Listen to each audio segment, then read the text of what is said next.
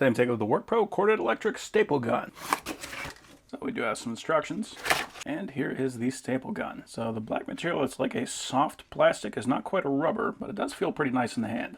Got a pretty good feel and trigger, and it does appear that we have a contact switch on the top. You can see everything that this is capable of driving, and it has these sizes listed right there on the stapler. So this does have a 120 volt plug, and we got our on-off switch right here on the bottom. We also have our magazine, and plenty of room in there for staples. It also appears that it actually comes with some staples. So we'll just load that with the point facing up, and then give it a smack to lock that in. So we do have a green LED to let us know that it is on. Oh yeah. So we do have to push that contact switch down before we pull the trigger. So we can't just hold the trigger and slap it.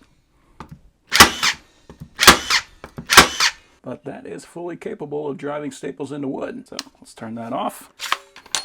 And we will switch over to nails. And with this, we want to lay the stapler over on the side. The staples are going to drop in and they're going to lay right there on the side.